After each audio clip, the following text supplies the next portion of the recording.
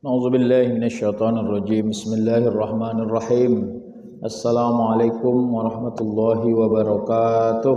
Waalaikumsalam warahmatullahi wabarakatuh. Hamdan wa syukran lillah, salatan wa salaman ala rasulillah, la nabiyya ba'dah. Asyhadu an la ilaha illallah wa asyhadu anna Muhammadan abduhu wa rasuluh. Allahumma shalli ala Muhammadin tibbil qulubi wa dawaiha wa afiyatil abdani wa shifaiha wa nuril absari wa diyaiha wa ala alihi wa sahbihi wa sallim.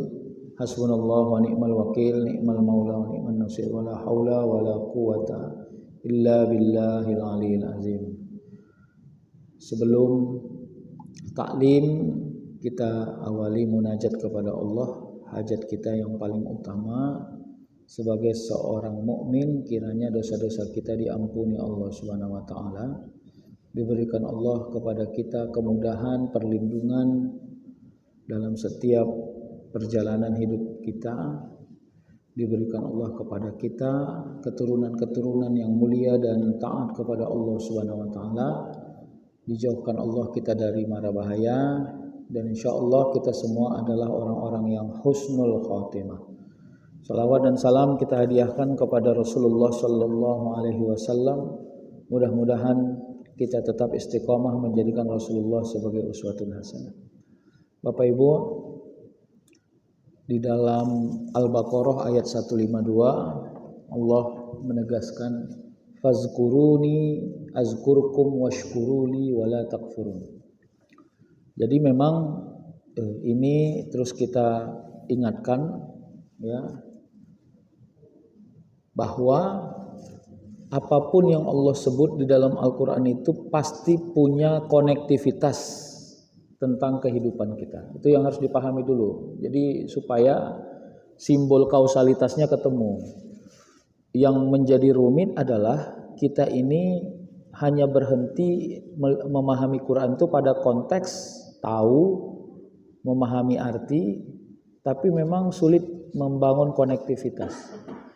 Ini yang agak rumit memang. Jadi perlu keimanan. Makanya Allah itu selalu menyebut kita ini pada level spesial amanu. Amanu itu konteksnya adalah bahwa Allah itu tidak sama melihat orang, bukan hanya sekedar sebagai manusia, tapi juga ada orang yang beriman, ada orang yang muhsin, ya, ada orang yang muttaqin. Tapi secara kontekstual iman itulah yang menjadi spirit ya. Makanya kalau kita sudah diberikan Allah kemampuan menalar atau membangun konektivitas bahwa apapun yang Allah sebut pasti punya hubungan dalam hidup kita ya. Apakah membangun keseimbangan, menjadi nasihat, menjadi motivasi, stimulus. Tapi harus ada, kalau enggak memang rumit kita. Jadi Quran itu gesturnya sangat formalitas saja jadinya di dalam Quran diri kita. Padahal Al-Quran itu kan disebut Allah ya, hudal linnasi wa bayyinatin minal huda wal furqan. Itu kan salah satu fungsi Quran, menjadi petunjuk untuk manusia yang bobot kemanusiaannya itu terlalu dominan. Ya, bobot kemanusiaan yang dominan itu apa? Ya kita ini selalu berpikirnya materialistik ansih. Tapi begitu sudah masuk Al-Quran sebagai petunjuk, maka bobot kemanusiaan kita diimbangi dengan rasa tunduk, rasa takut, rasa berlindung kepada Allah. Ini sebenarnya yang mau dicari. Sehingga nggak ngoyo. Serius wajib, ngoyo jangan. Ngoyo itu apa ya? Ya misalnya siru fil ard, bertebaran di muka bumi ini. Kalau mau cari harta yang banyak, ayo bekerja maksimal. Nggak pulang-pulang juga nggak ada masalah. Yang penting jangan mengingkari perintah Allah dan menghilangkan tanggung jawab. Tapi jangan sampai mengambil hak orang, merusak rezeki orang, merusak jalan orang. Itu dia, itu yang ngoyo itu. Silakan, ini kan tergantung kepentingan kita aja dalam hidup. Apa kepentingan kira-kira? Ada orang modelnya kepentingannya, aduh saya Ustadz, enggak apa-apalah uang juga nggak usah banyak-banyak kali. Yang penting saya sehat, yang penting keluarga saya. Daripada saya jarang-jarang jumpa sama keluarga saya. Terserah, itu kan definisi itu bervariasi. Dan kita nggak berhak membangun nilai kepada orang-orang yang fatsun hidupnya berbeda-beda, nggak bisa. Makanya Bapak Ibu, disitulah letak keadilan Allah yang paling kuat sebenarnya. Allah tidak membangun nilai generik pada urusan dunia kalau mau mengukur kemenangan. Jadi urusan dunia itu kemenangannya tergantung orangnya gitu. Tapi kalau alat ukurnya adalah akhirat, Allah buat alat ukurnya. Inna akramakum indallahi atqakum. Sesungguhnya orang yang paling mulia di sisi Allah adalah orang yang mampu mengisi perjalanan hidupnya dengan ketakwaan. Begitu kata Allah. Jadi alat ukur akhiratnya ada, alat ukur dunianya sebenarnya nggak ada. Kalau membangun generalisasi nggak ada. Nah, itu instrumen ya. Jadi apapun yang Allah sebut dalam Al-Quran, bangun konektivitasnya. Kalau enggak, memang kita ini ya berhenti di membacanya, berhenti di tahu artinya, tapi tidak punya relasi terhadap kehidupan kita. Apa kata Allah pada ayat Al-Baqarah 152 tadi? Kata Allah, fazkuruni. Ya, jadi Allah menyebut zukiro, zikrum. Ya, jadi zikir itu variabel instrumennya lisan. Jadi kalau kita bilang subhanallah, subhanallah, subhanallah, itu instrumental sifatnya. Tapi yang sifatnya instrumental itu harusnya memberi bobot kepada suasana diri, imunitas. Pertanyaannya sederhana. Sebelum Anda berzikir dan sesudah Anda berzikir, Anda nggak perbedaan hidup Anda? Itu perlu diukur loh Pak, serius. Setidaknya membangun level immateri. Apa itu level immateri? Ketenangan, kesejukan, kedamaian, keyakinan. Kalau ada ini, hal-hal yang immateri ini lengket setelah kita berzikir, berarti zikir itu berkontribusi dan sudah cukup produktif dalam perjalanan hidup kita. Nah kalau gitu jangan ditinggalin gitu loh. Nah itu satu. Lisan ini sifatnya instrumental. Tapi ingat, mana lebih baik? Kalau logikanya ingin membangun penilaian, walaupun penilaian ini juga nggak bagus sih.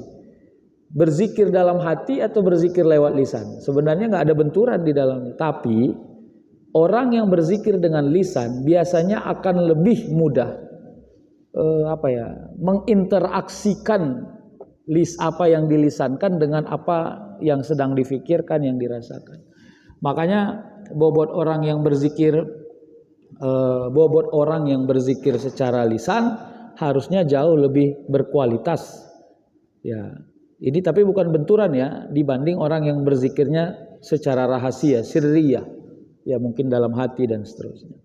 Yang paling menarik, lisannya berzikir, hatinya juga berzikir, sempurna itu, tamam ya. Nah, mudah-mudahan perbuatannya juga berzikir. Apa perbuatan? Zikir af'al namanya. Zikir perbuatan itu apa? Ya kebaikan. Jadi kalau kita berbuat baik, ya apalagi konteksnya kepada orang, kepada keadaan, sebenarnya kita sedang berzikir kepada Allah. Kenapa? Karena kan Allah menyuruh kita untuk saling tolong menolong. Makanya apapun yang kita lakukan di jalan Allah, ya intan surullaha yansurukum wa yusabbits aqdamakum. Jika engkau menolong agama Allah, kata Allah, maka Allah juga akan menolongmu. Ya, walaupun memang secara tauhid nggak mungkin Allah butuh pertolongan untuk menegakkan agama ini. Tapi pertolongan yang dimaksud dalam ayat ini adalah, bisa nggak engkau mensuasanakan apapun perintah Allah yang dalam Al-Quran lalu engkau faham, maka engkau suasanakanlah kefahamanmu itu kepada realitas ini. Ini contoh lah. Ya, kadang-kadang kita paham tapi gesturnya nggak ketemu. Ya, misalnya, ayo bang sholat yuk. Terus orangnya bilang, aku sholat pun gini-gini aja hidupku. Hati-hati, gesturnya negatif loh Pak. Sholat wajib loh bang, perintah itu. Ya wajib. Tapi nggak ada perubahan, ku tengok hidupku gini-gini aja. Itu gesturnya negatif. Padahal ya, kalau ada orang ngajak kita sholat atau kita mengajak orang sholat, itu kan variabelnya sedang menolong agama Allah untuk patuh kepada agama Allah. Kan begitu kira-kira logikanya. Tapi nggak semua gesturnya begitu. Nah, itu yang harus kita menurut saya harus kita screening kembali semua. Ya bisa aja dalam konteks sedekah, membantu orang, memudahkan orang, sampai mendoakan orang. Saya sih kalau mau ngajak ya, apalagi orang-orang yang sedang produktivitasnya sedang aktif seperti kita ini, ya sedang bekerja, ya umurnya juga masih mapan ya. Saran saya sih harus banyak ikut mendoakan orang. Kenapa? Karena itu amal yang dia pekerjaan yang tidak direct pada kepentingan kita, tapi dia menjadi sumber rahmat dari Allah Subhanahu wa taala.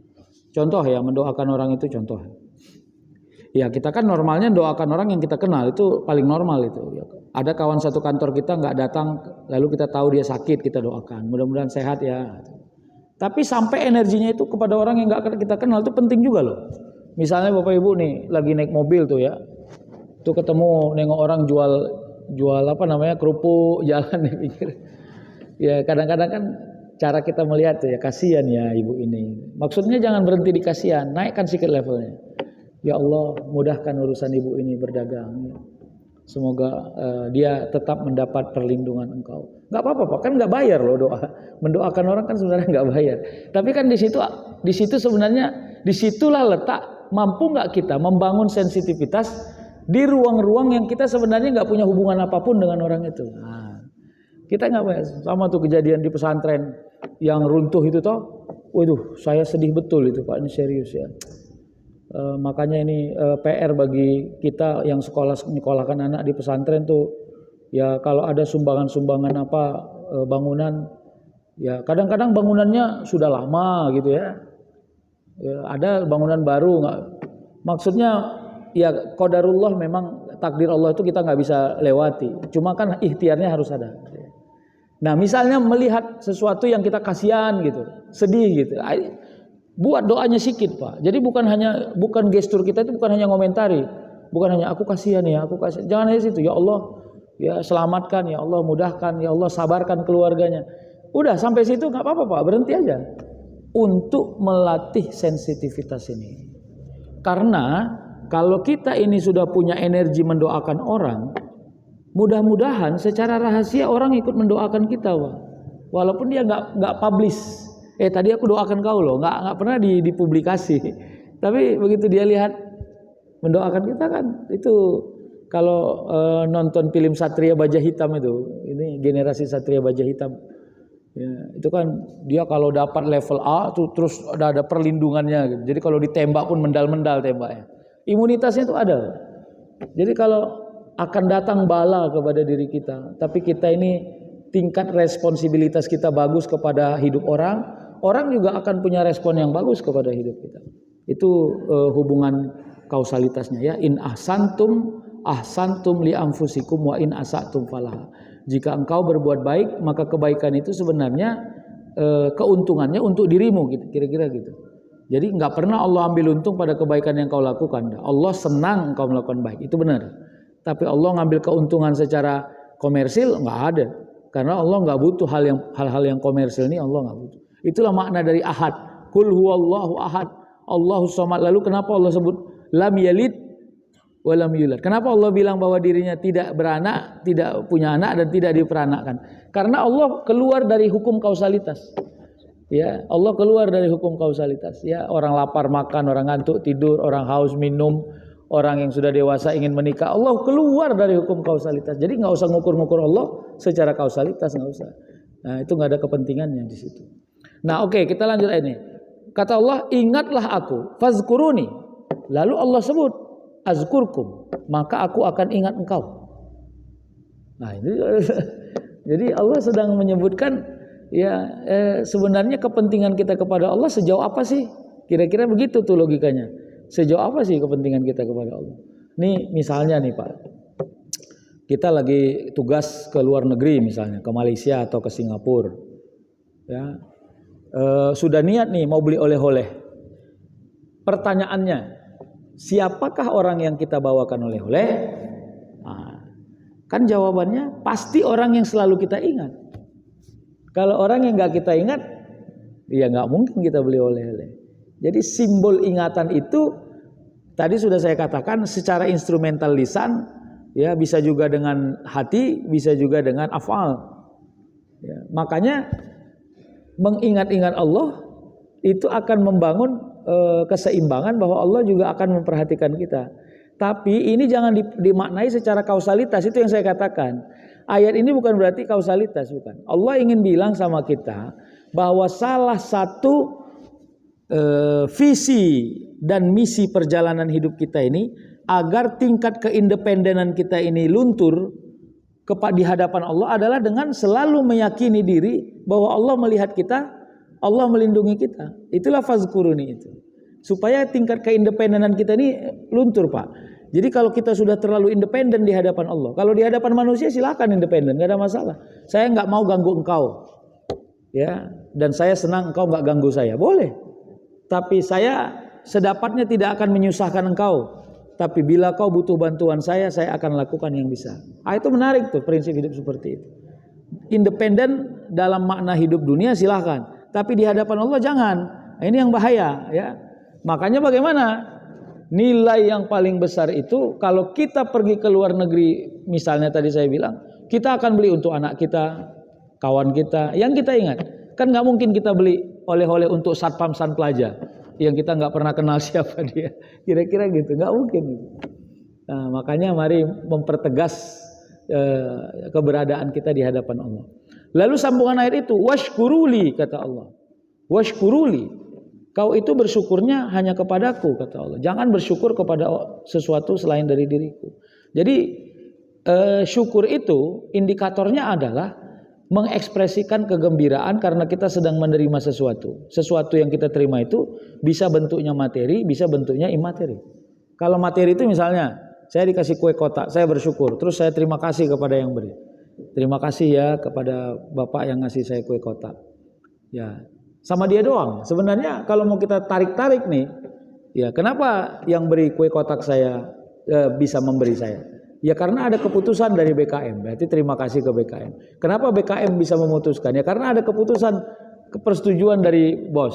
Kenapa bos bisa menyetujui? Karena bos membuat anggarannya. Kenapa bos membuat anggaran? Itu sampai naik ke atas. Makanya kata Allah, jadi kalau bicara akhlak etik, ya, manusia itu hanya boleh berterima kasih kepada sesama manusia. Ya. Bersyukur itu hanya untuk Allah. Jadi itu kenapa? Karena berterima kasih itu hubungan sejawat. Jadi jangan bersyukur kepada manusia, berterima kasih kepada Allah. Kalimat berterima kasih itu sebenarnya nggak begitu sekufu kepada Allah. Itu kalimatnya nggak cocok itu. Ya Allah saya terima kasih, nggak cocok. Ya Allah saya bersyukur, itu baru pas. Kenapa? Syukur itu top down. Ya hanya ucapan pengakuan dari seorang makhluk kepada Tuhannya, kira-kira begitu. Jadi kata Allah washkuruli, ya kalau Anda berterima kasih kepada dokter gigi Anda sebab wasilah dia, gigi Anda tidak lagi sakit, silahkan Anda berterima kasih, ekspresikan rasa terima kasih Anda, nggak ada masalah. Tapi bersyukurnya kepada Allah. Apa yang mau disyukuri kepada Allah? Yang disyukuri kepada Allah adalah, ya Allah, Kau beri saya ujian dan Kau berikan saya kemampuan mencari solusinya. Itu dia yang disyukuri. Bayangkan kalau Allah kasih ujian kita tapi kita nggak punya kekuatan cari solusinya, itu berat loh. Ya, itu saya sampai kasih contoh. Kadang-kadang Allah itu membuat kita rumit justru pada hal-hal yang kita kuasai. Ya. Ini kalau mau lucu-lucuan nih, pergi makan ke restoran. Ya ini udah pede betul nih makan. Ya. Qadarullahnya lupa bawa dompet. Dan memang Allah buat sama sekali nggak ingat bawa dompet. Kira-kira begitu. Handphone juga lagi nggak ada aplikasi mobile bankingnya ya. Jadi kalau Bapak Ibu sekarang hampir mustahil orang nggak punya aplikasi mobile itu ya, banking itu. Tapi masih ada loh Pak. Ya, orang-orang yang tidak punya aplikasi sama sekali. Ya, dompet nggak bawa, ATM-nya pasti otomatis nggak bawa, duitnya nggak bawa. Handphone yang nggak punya aplikasi, dia makan di restoran, padahal di ATM-nya duit banyak sekali. Akhirnya rumit, padahal yang kita kuasai kan. Ya, Anda nggak percaya sama saya bayar nih pasti. Ya, ujung-ujungnya tinggal KTP coba. Misalnya begitu, sama gitu. Jadi ada hal-hal yang kadang-kadang mudah di kepala kita. Kalau Allah udah buat rumit loh Pak. Ini nauzubillah loh, serius. Ya, apalagi itu handphone rusak, bawa ke counter handphone. Menurut awak udah heboh kali lah rusaknya. Ya, awak kasih ke orang yang pintar, nggak pandai, ketemu sama ahlinya yang benar. Cuma sekali aja dia kutik, plek, selesai. Ya memang begitu. Jadi kadang-kadang hukum kausalitas itu tidak boleh kita pakai untuk mengukur semua urusan hidup kita, nggak boleh. Ya, menjadi indikator dasar iya, tapi menjadi satu-satunya indikator jangan Pak, bahaya. Ya nanti juga kalau mau saya bilang Bapak Ibu boleh rewind lah kenangan-kenangan selama hidup. Misalnya ya, apakah cocok kita ini diberi Allah hidup yang mudah? Saya bilang kita mudah semua lah ini. Seperti ini, padahal dulu sekolah kita bandel, malas, tukang cabut. Emak kita suka nyumpahi kita dulu. Kau kalau bandel kayak gini kayak mana lah kau bisa. Tapi ya buktinya kita bisa begini. Maksud saya secara kontekstual disitulah syukurnya itu ya. Dan itulah alasan kenapa kita nggak boleh sombong Pak dalam dunia ini. Bahkan seseorang pun yang benar-benar merekayasa dirinya menjadi orang yang pintar misalnya. Tuh ada seorang anak belajar gitu toh. Sampai dia pintar, dapat cum laude, dapat prestasi yang luar biasa. Terus kemana-mana dia bilang, saya ini kalau bukan belajar serius, kalau bukan menghafal serius, kalau bukan, nggak mungkin saya seperti ini. Kalimat ini juga perlu diedit sedikit Pak. Kalimat ini terlalu independen, perlu diedit sedikit. Ya walaupun nggak usah ada yang dihapus, tapi disempurnakan aja. Saya ini atas izin Allah diberi kemampuan belajar serius. Itu asik tuh. Atas izin Allah itu tolong ditambahi Pak. Karena apa? Karena kalau Allah sudah nggak izin Pak, berat sekali. Berapa banyak orang mau rancang-rancang dia malam ini mau belajar Pak. Allah nggak izin loh. Ya dibuat Allah dia pening kepalanya, minum Panadol, tidur. Udah. Maksud saya itulah meretas kesombongan. Supaya ketidaksombongan kita menjalani hidup ini, outputnya adalah kita ini juga mampu berbuat baik kepada banyak orang yang mengakses hidup kita. Kenapa? Karena kita tahu diri. Ya Allah, kalau nggak Engkau yang tolong, nggak mungkin saya bisa begini. Maka bila saya bisa menolong orang dan tidak mengganggu hidup saya akan tolong. Agar apa? Agar orang yang ditolong itu berwasilah langsung kepada Allah. Ya Allah, Kau titipkan ini orang datang jumpa sama saya menolong urusan saya. Asik kan? Jadi konektivitas internal vertikalnya nggak pernah berhenti Pak. Semua orang konektivitas dirinya kepada Tuhan Allah Subhanahu Wa Taala itu nggak pernah putus. Sebab apa? Sebab muncul orang-orang baik yang selalu saja memberi jalan keluar pada perjalanan hidupnya. Nah lalu kata Allah pada penutup ayat ini, wala takfurun. Jadi syukur dibenturkan dengan kufur pada ayat ini. Fazkuruni azkurkum washkuruli wala takfurun. Ingatlah aku kata Allah maka aku akan ingat engkau. Bersyukurlah kepadaku dan jangan engkau ingkar kepadaku. Kenapa? Benturan yang paling sensitif dari orang yang tidak pandai bersyukur ya memang kufur.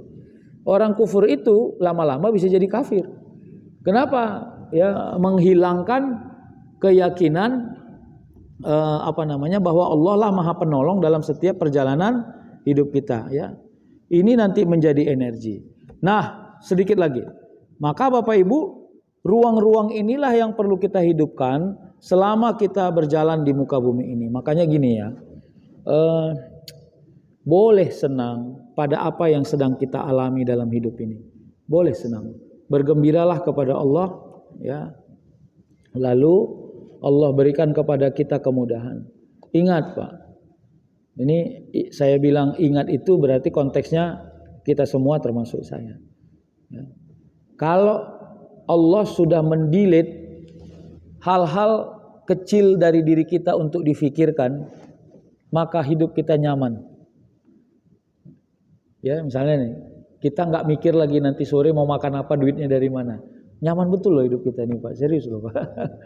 Tapi masih ada loh Pak orang yang untuk memikirkan makan dia sama anaknya nanti malam, dia masih uring-uringan loh, serius. Jadi maksud saya itu kalau model berpikirnya begitu tuh nggak pasti kita kalau menolong orang pasti maulah gitu. Menurut saya sih gitu ya. Ya kenapa? Karena kita meyakini, orang sholatnya model awak ini pas-pasan kok mudah kali hidup kita. Nah, gitu harus gitu cara mendefinisikannya Pak. Tapi kalau cara melihat kita tuh selalu orang yang di atas tuh Pak, memang nggak ada normalnya kita bisa bersedekah, nggak ada normalnya. Pasti kita akan terus merasa bahwa kita ini tidak cukup ya, merasa masih pas-pasan gitu ya. Nah ini yang hati-hati ya. Nah Bapak Ibu, inilah nanti menjadi kekuatan kepada kita untuk mengekspresikan ayat tadi ya. Washkuruli wala takfurun. Ya. Dan engkau harus bersyukur kepadaku, kata Allah, dan jangan kau kufur menjalani hidup ini, sebab hidup ini sebenarnya adalah rangkaian-rangkaian peristiwa yang secara teknis Allah percayakan kepada kita mengurusinya, ya. Tapi secara value, nilai, Allah yang punya absolutismenya, Allah yang punya pegangan utuh satu-satunya untuk membangun nilai kepada diri kita. Semoga kita ini menjadi orang yang husnul khotimah, ya, baik di mata banyak orang, baik di mata Allah, dan yang paling menarik juga baik di mata alam ini, Pak, karena alam ini juga berhak loh menilai kita, Pak. Ya serius loh. Jadi ini musim hujan. Saran saya jangan suka mencaci-caci hujan, Pak. Hujan itu juga turun nggak mungkin kalau nggak perintah Allah, Pak. Ini hati-hati loh.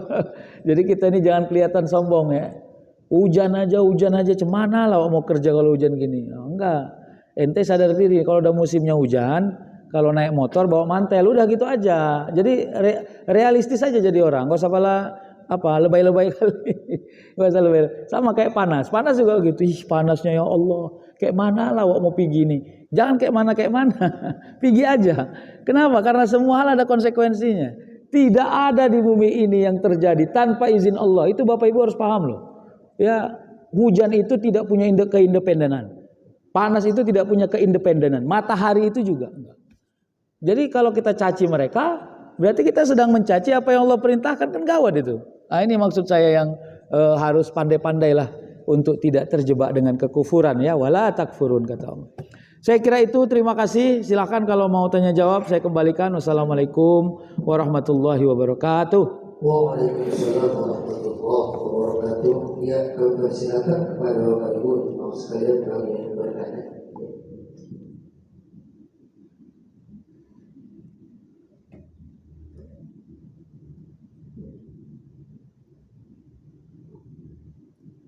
Assalamualaikum warahmatullahi wabarakatuh. Waalaikumsalam. Siapa? Ada dua hal yang ingin saya tanyakan. Pertama, di awal pembuka tadi saya mengatakan ketika kita membaca Al-Quran, kita bisa menalarnya, bisa memudahkan. Tetapi bukankah ada untuk dilogikakan? Tidak untuk dilogikakan semua karena bagaimana cara mensinkronisasi itu, Pak Ustaz? Mana yang dilogikakan, mana yang tidak, seperti apa kedua. Di beberapa perjalanan terakhir saya ketemu dengan seseorang bercerita tentang dirinya. Sekolah itu dari selama sekolah beliau itu urutan ranking terakhir dari 40 siswa itu dia 40. Bahkan ketika dia menaruh hati pada salah wanita, seluruh sekolah menentangnya. Ibaratnya ketika tahu bahwasanya si wanita tersebut dari si pria tersebut, mereka mengatakan jangan sama dia itu buruk sekali. Bahkan semua orang yang ada sesuatu menyampaikan seperti itu. Kemudian berjalan waktu, berubahnya adalah wanita itu, dan berubah juga berjalan waktu, bahkan dia sampai bisa menyelesaikan S3. Jadi itu contoh lain. Dan contoh berikutnya, terkadang mungkin bagi kita, bagi anak-anak kita mungkin tidak ada kesempatan untuk misal mulai pekerjaan. Nah, biasanya sih langsung dapat statement, itu ayah sudah ada IPA, ada orang dalam, tapi kan ternyata tidak seperti itu kan. Bagaimana? Itu saya pribadi itu karena mempunyai rasa seperti itu kan, rasa bahkan mungkin apatis kan. Nah, gimana kita mematikan rasa apatis itu dan membangkitkan? Ya memang seperti yang tadi saya katakan, totalitas itu adalah haknya Allah. Allah yang memutuskan, Allah yang mengizinkan. Apakah diterima, apakah berlanjut, apakah tidak, itu Allah yang memutuskan. Tapi kalau secara manusiawi ya, kalau kita menurut itu lihat dia ada apa X yang dalam itu bagaimana cara kita ini? Terima kasih. Assalamualaikum warahmatullahi wabarakatuh. Baik, alhamdulillah, terima kasih Bang Rahmat ya. Yang pertama begini, memang kita ini berarti saya juga termasuk ya. harus pandai meyakinkan diri bahwa cita-cita itu hanya menjadi hajat yang sifatnya seremoni. Tidak boleh menjadi tolak ukur satu-satunya. Ini yang menurut saya penting, Pak. Pokoknya saya harus jadi dokter. Saran saya jangan pakai pokoknya. Kalau pakai pokoknya itu berarti bahaya itu. Saya pengennya jadi dokter. Begitu dia. Jadi makanya tugas kita itu kan ikhtiarnya tugas kita loh. Nih, dia nih mau masuk ke perusahaan A, pak, udah apatis nih. Udah adanya nih. Cuman apa yang mau dimatikan? Yang dimatikan adalah kemampuan meramal-ramal sesuatu yang belum terjadi. Udah adanya nih orangnya, matikan aja tuh, Pak. Dan bagaimana? Coba. Gagal, memang gagal. Terus gimana? Kalau kita gagal, berarti rezeki kita belum ada di situ. Itu hakikatnya. Kelemahan kita adalah tidak pandai merawat keyakinan secara hakikat dalam menjalani hidup. Sehingga kita pening, Pak. Kok gagal aku ya? Padahal aku tadi jawabannya benar semua. Ya karena kita nggak nyantolin hakikatnya. Hakikatnya pertama, berarti rezeki kita nggak ada di situ. Harus pandai ke situ, Pak. Supaya pandai kita menata diri. Ya kalau gitu Ustadz, kita biarkan aja orang curang. Semua orang curang pasti akan ada hisapnya. Hati-hati loh. Jadi nggak mungkin nggak ada hisapnya. Ya alhamdulillahnya kita bukan ada di bagian yang curang itu. Itu aja yang paling penting sebenarnya. Kenapa? Karena kita kan nggak bisa nyelamati semua orang. Kalau kita nggak bisa nyelamati semua orang, paling tidak kita bisa menyelamatkan diri sendiri dan keluarga kita. Ya ayyuhallazina amanu qu anfusakum wa ahlikum nar. Kan Allah udah jelas tuh pesannya. Jaga dirimu dan keluargamu dari siksa api neraka. Berarti sesuatu yang dilarang Allah. Nah yang kedua, ada lagi coba lagi. Kita nggak tahu loh. Ini sampai akhirnya gini. Ya kita ini akan mengalami fase-fase yang sama. Saya juga akan mengalami. Makanya berserah diri kepada Allah itu penting. Dalam makna positif, bukan dalam makna negatif. Anaknya udah tamat kuliah, belum kerja-kerja. Anaknya udah minder tinggal di rumah, Pak. Ya. Akhirnya ayahnya bilang, anakku, dulu waktu emakmu melahirkan kau, gembira kali kami. Sampai kami buat namamu nama terbaik sebagai doa. Lalu kami besarkan kau, kami sekolahkan kau. Itu semua juga rezekimu. Masa dulu saking gembiranya kami kau lahir, sekarang kami harus usir kau dari rumah ini hanya karena kau belum dapat pekerjaan. Gak apa-apa, nah, tinggal aja di rumah ini, gak ada masalah. Rumah ini kan rumahmu juga, toh. Ya, kalau ada yang kumasak makan. Tapi bila pagi datang, keluar nak, cari pekerjaan. Siru fil ard, tanda kau baik sangka kepada Allah. Bila gelap sudah datang, belum dapat pekerjaan, pulang lagi nak. Bisa nggak gestur hidup kita begitu? Karena hakikatnya, ini bicara hakikat lagi. Kalau masih ada orang tinggal di rumah kita, berarti Allah masih berikan rezeki dia ada di kantong kita. Harus begitu cara lihatnya, Pak. Mau sepupu kita, mau adik ipar kita. Nggak bisa kita bilang, tuh ini nyusah-nyusah aja nih orang. Oh enggak, samanya itu. Ya kalau kita lagi ngindar-ngindari tumin, Pak, nauzubillah nih. Tolong dibilang tumin ini jangan bahasa negatif ya, bahasa positif ya. Ya ada model orang yang walaupun dia tuminnya goceng-gocengan lah gitu. Ngindar sana, ngindar sini, ngindar. Kepetuk, kepetuk satu hari. Ya berarti hakikatnya hari itu memang harus ada rezeki tumin itu dari kantong kita, gitu aja. Jadi nggak perlu nggak perlu rumit memahaminya, meskipun menjalaninya rumit, benar. Mana ada yang nggak rumit, Pak? Semuanya harus rumit. Tapi kerumitan itulah cara Allah membelajarkan kita untuk menyesuaikan interaksi. Ya, kalau jalan becek jangan pakai sepatu, nanti kotor, pakai sendal jepit aja. Kira-kira gitu loh, menyesuaikan aja, menyesuaikan semua. Ya semoga Allah melindungi kita. Ya sama juga orang bilang ya, dulu nih orang pencorot, kalau kata bahasa Medan dulu, pencorot. Ya, dari 30 siswa rankingnya 30, terus disugesti jangan kau sama dia. Ya memang perubahan orang itu kan Allah yang punya. Dan memang disinilah kemampuan kita untuk meyakinkan bahwa kita ini jangan sampai melebih-lebihkan penilaian kita kepada orang. Ya, kira-kira jangan sampai membentur-benturkan cara menilai kita pada hal-hal yang kita belum tahu. Hati-hati, Pak. Jadi sampai ini, Pak. Bila kita mempunyai anak di rumah yang menurut kita kadar bandelnya melebihi kapasitas berpikir kita, saran saya banyak-banyak berdamai dengan lisan kita. Jangan sampai lisan kita ini satu mencemooh, kedua menghina, ketiga mendoakan yang jelek. Kenapa? Karena setiap orang nggak tahu di mana cara Allah membangun suasana hidupnya yang sempurna. Dan harus percaya sama yang gitu-gitu, Pak. Kalaupun misalnya enggak terjadi seperti yang kita bilang, maka Allah akan buat hati kita nerimo, namanya ikhlas.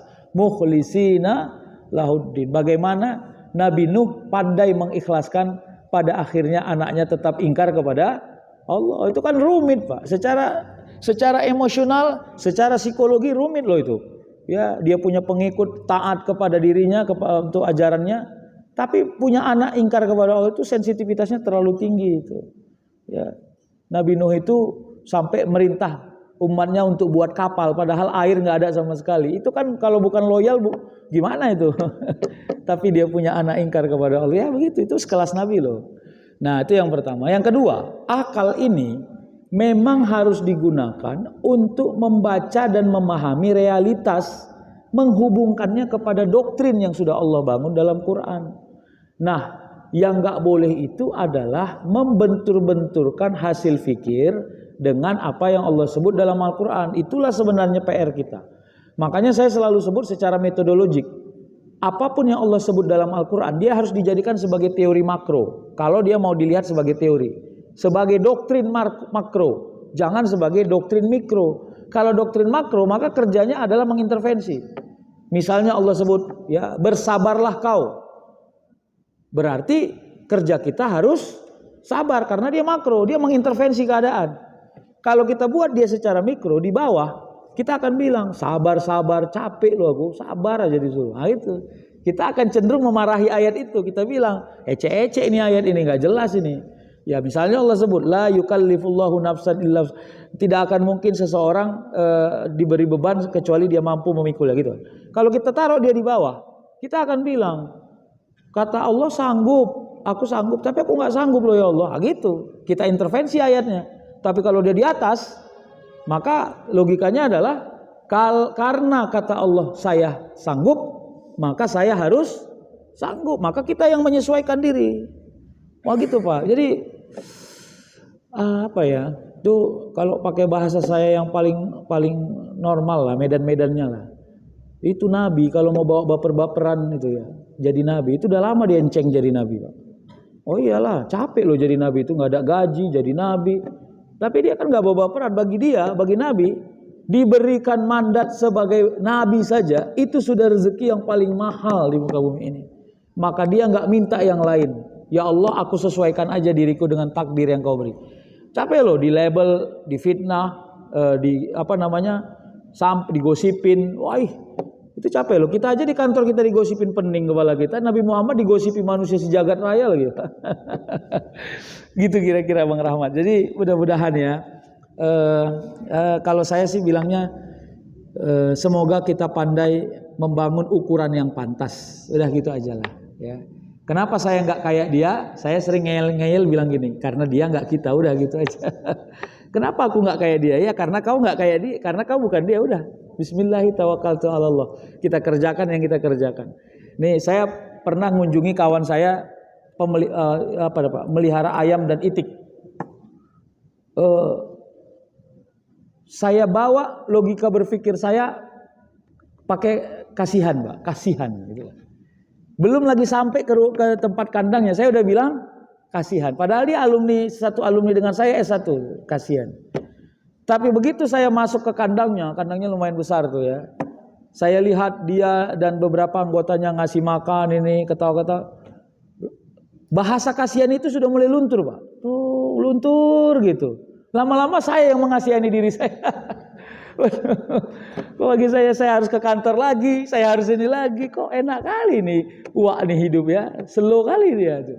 Nah maksudnya gitu. Jadi kita ini terlalu mengeneralisir nilai-nilai yang sebenarnya nggak ada, tidak bisa dinilai secara generik gitu kira-kira. Ya mudah-mudahan kita selalu bergembira di tempat hidup kita. Udah itu. Ada lagi? Silakan jika ada ya. Ya, silakan. Ya.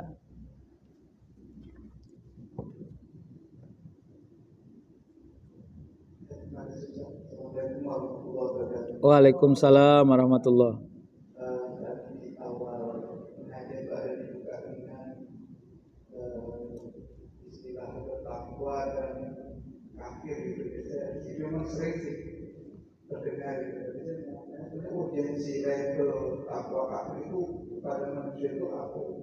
Karena kalau saya berpikir sebenarnya apakah itu perlu level seperti itu? Karena dampaknya kita mungkin jadi suatu perbedaan aja, tapi bukan perbaikan. Terima kasih. Iya, ayat ini kan terminologinya keimanan. Kalau gesturnya sosial nggak boleh kita pakai label ini. Makanya Rasul itu juga termasuk tidak mau melabelkan siapapun yang mengakses hidupnya. Tapi secara sosial. Makanya Rasul pernah meminjamkan uang kepada orang non-muslim. Rasul juga pernah dipinjamkan uang sama orang non-muslim di Madinah. Tapi kalau gesturnya tauhid, memang label ini harus ada. Untuk apa? Membangun diferensiasi. Ya, kalau enggak turun dong ayat kul ya ayyuhal kafirun. Nah, itu yang saya katakan. Jadi doktrinnya harus ketemu. Nah, yang paling rumit adalah kalau kita mulai tidak percaya kepada ayat Allah. Itu berarti rumit udah. Kenapa kita nggak percaya sama Allah? Karena gini, khawatirnya hal-hal yang Allah buat sebagai kalau kita sebutnya kan ayatul Quran ya, sebagai wahyu itu kan sifatnya top down, bukan sesuatu yang perlu dinetralisir, sesuatu yang perlu diklarifikasi.